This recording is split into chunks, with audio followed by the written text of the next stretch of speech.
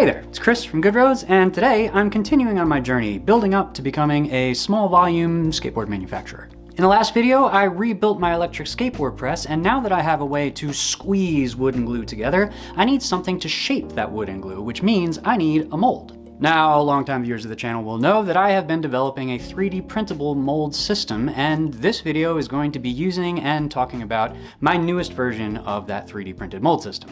And it is a doozy. I have incorporated everything I've learned over all the years of experiments to make something that I think is really a killer printable skateboard mold. So, let me take you on a little tour of the feature set of these molds, and then we can put them to work and make ourselves a deck. I did a poll over on Patreon, and the crew over there voted for a pool-style deck for my first run of boards, so this mold is going to be designed with that in mind. It's a little longer than normal, pressing decks up to 33 inches long with a 15-inch wheelbase. The mold is 9 3/4 inches wide, which fits neatly on the bed of most large format printers out there, like the CR10, Artillery Sidewinder, or Tevo Tornado. I probably could have gone a little larger, but I wanted to leave room to print with a brim, which after printing many molds, I recommend doing every time. Speaking of print settings, this time around I wanted to see if you could print with a standard 0.4mm nozzle, so I used a 0.8mm line width, which is about as wide as you can get with that nozzle size. I'm printing with no top and bottom layers, using 20% grid style infill, and shockingly, this is both strong enough to stand up to the clamping pressures and is enough surface area to press a deck. I incorporated bolt hole guides into previous versions of the molds, but I've run into a problem a couple times where the infill grid doesn't intersect with the guides, leaving them kind of as loose teeth that fall out of the mold or cause a print failure. To anchor them in place, I'm bringing back the technique I came up with way back to print internal features on a vase mode print. By cutting a super thin slice into the mold, the printed walls extend out into the drilling guides, locking them in place. One of the most irritating parts of using the previous versions was gluing the sections down to a backing board. So this set of molds doesn't use one, at least for the press that I'm using, which has big flat clamping surfaces. Instead, the mold sections are tied together with threaded rod that runs the length of the mold.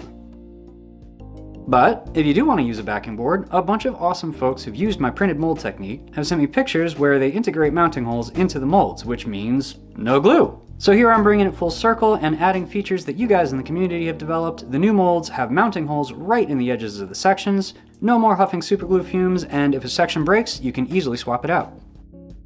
A couple versions back, I added 3D printed registration to the mold so it's easy to align everything in the press. And for the next few versions, I forgot about it, which meant making kludgy alignment using whatever I had around the shop. Not this time though, I remembered alignment.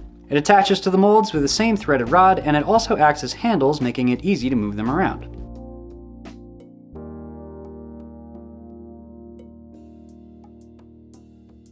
I've done a lot to make these parts easier to print. The bottom of the mold sections have a small, steep chamfer so that even if you get some elephant's foot on your print, they will still butt up against each other straight. I rounded the corners of the mold sections so they're less likely to pull up off the print bed. And with all these features in place, I really feel like this is a mature, finished system. But that only matters if it can press decks, and it can. So let's press a deck.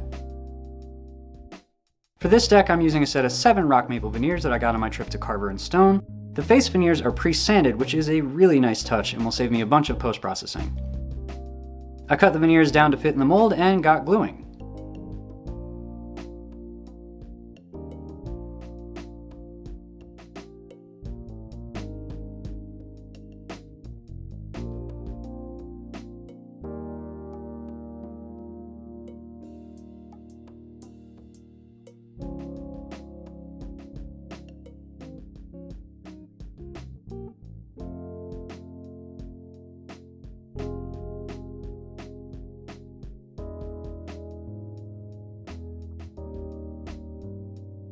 Once the stack was glued up, it's into the mold and over to the press.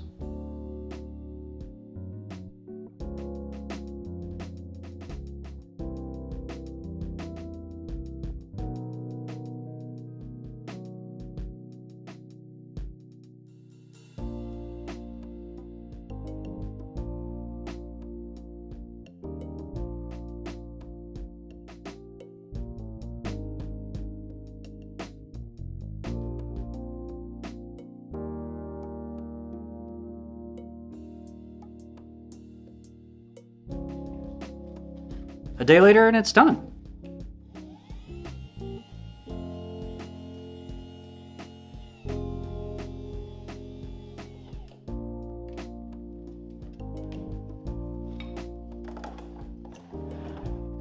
I drilled the bolt holes using the built-in guides, and I've got myself a deck blank ready for post-cure.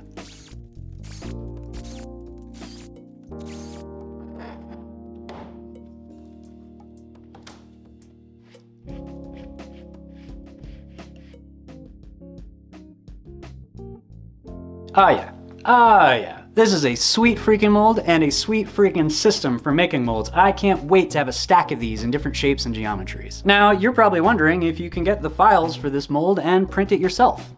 No, this is my mold and this is a good road shape. Y'all need to be making your own shapes.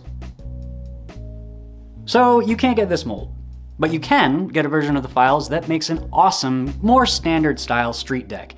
They're available for sale right now over at goodroadscollective.com. That version of the mold is still 9 3/4 inches wide. It can press decks up to 32 inches long. The built-in guides drill for a 14.25 inch wheelbase, and if you want to do a custom wheelbase, you can check out the Scarab bolt hole drilling guides that we also have available over in the shop. And I've had a bunch of y'all reach out to ask if I sell these printed molds, and that street deck mold set, that'll be the first version that I'll have available for sale online. I've just got to work out some logistics first. I got to get some larger boxes. So, a mold, a press, a couple blanks. The next thing I'm gonna need is something to shape the blanks into something that resembles, a finished skateboard. So that's what we're gonna be doing in the next video. If you wanna see that and all the other awesome DIY board sport stuff, you're just gonna have to go ahead and subscribe. If you got questions or comments, leave them down below. If not, grab yourself some files, print yourself some molds, make yourself some skateboards. Huge shout out, as always, to my supporters over on Patreon. I love having you all along for the ride. So until next time, I'll see you soon.